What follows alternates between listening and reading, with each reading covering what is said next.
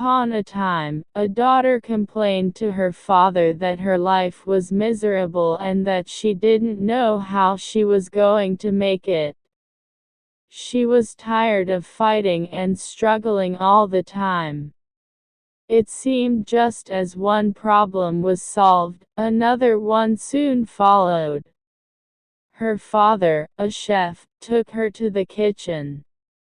He filled 3 pots with water and placed each on a high fire. Once the 3 pots began to boil, he placed potatoes in one pot, eggs in the second pot and ground coffee beans in the third pot. He then let them sit and boil, without saying a word to his daughter. The daughter moaned and impatiently waited, wondering what he was doing. After 20 minutes he turned off the burners. He took the potatoes out of the pot and placed them in a bowl. He pulled the eggs out and placed them in a bowl. He then ladled the coffee out and placed it in a cup. Turning to her, he asked, "Daughter, what do you see?" "Potatoes, eggs and coffee," she hastily replied. "Look closer," he said, and touched the potatoes. She did and noted that they were soft. He then asked her to take an egg and break it. After pulling off the shell, she observed the hard-boiled egg. Finally, he asked her to sip the coffee. Its rich aroma brought a smile to her face. "Father, what does this mean?" she asked. He then explained that the potatoes, the eggs and coffee beans had each faced the same adversity, their boiling water. However, each one reacted differently. The potato went in strong, hard and unrelenting, but in boiling water, it became soft and weak. The egg was fragile, with the thin outer shell protecting its liquid interior until it was put in the boiling water. Then the inside of the egg became hard. However, the ground coffee beans were unique.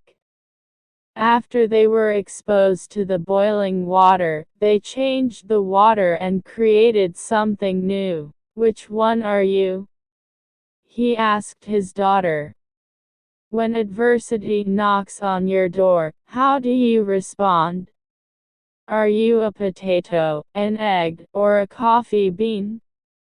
Moral: in life, things happen around us, things happen to us, but the only thing that truly matters is how you choose to react to it and what you make out of it.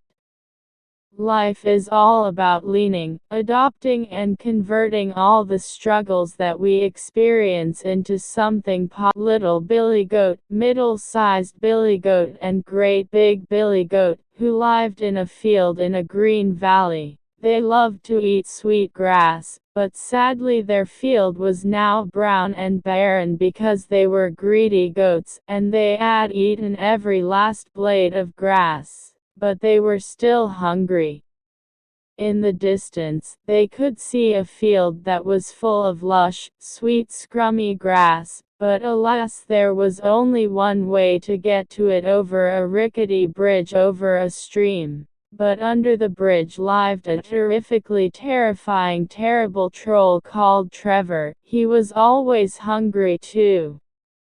And there was nothing he liked better than to eat a nice juicy billy goat. The little billy goat was the first to reach the bridge. Gingerly, he put one hoof and then another onto the bridge. But because it was so rickety, however hard he tried, his hoof still went trip-trap on the wooden planks. Suddenly there was a huge roar. "Who's that trip-trapping over my bridge?" And out from under the bridge loomed the troll. Quaking in his hooves, little Billy Goat Gruff managed to squeak, "It's only me. I'm only going to look for some grass to eat." "Oh no, you're not. I'm going to eat you for my breakfast, lunch and tea. Oh no, said terrified little Billy Goat Gruff. I'm just little Billy Goat Gruff. Why don't you wait for my brother? He's bigger than me and much tastier. Asterisk. So the greedy troll decided to wait, and little Billy Goat Gruff skipped over the bridge and began to eat the fresh green grass on the other side. The other goats saw little Billy Goat Gruff eating the fresh green grass and were jealous because they wanted some too. So middle-sized Billy Goat Gruff went down to the bridge and began to cross the stream. Trip, trap, went his middle-sized hooves. Again the troll loomed out from under the bridge. Who's that trip-trapping over my bridge? He roared. Oh no, Mr. Troll, you wouldn't want to eat me. I'm not big enough to fill you up. Wait until my big brother comes along, he's much tastier than me. Oh, all right, said the troll, and middle-sized Billy Goat Gruff scampered over the bridge and began to eat the sweet green grass with little Billy Goat Gruff. Big bold Billy Goat Gruff was jealous and couldn't wait to get across the bridge and join his brothers. So boldly, he put his hooves onto the bridge. Trip, trap, trap. Suddenly the troll loomed out from under the bridge. Who's that trip-trapping over my bridge? He boomed. It's me, Big Billy Goat Gruff. Who do you think you are? I'm the troll, and I'm going to eat you for breakfast, lunch and tea. Oh no, you're not. Oh yes, I am, you'll see. Then the troll rushed at Big Billy Goat Gruff, who bent his head and bravely charged at the troll, catching him up in his horns and tossing him into the stream below. The troll disappeared under the rushing water, never to be seen again. From then on, anyone could cross the bridge and enjoy the sweet green grass with the three Billy Goats Gruff. Friends were walking through the desert. During some point of the journey, they had an argument, and one friend slapped the other one in the face. The one who got slapped was hurt, but without saying anything, wrote in the sand, "Today, my best friend slapped me in the face." They kept on walking until they found an oasis where they decided to take a bath.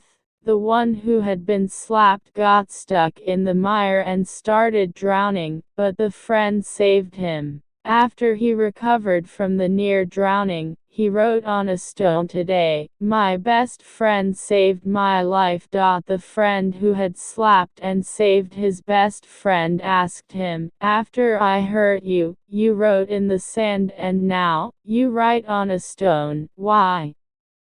The other friend replied, "When someone hurts us, we should write it down in the sand, where winds of forgiveness can erase it away. But, when someone does something good for us, we must engrave it in stone where no wind can ever erase it." Moral: do not value the things you have in your life, but value who you have in your life. Thank you for watching my video.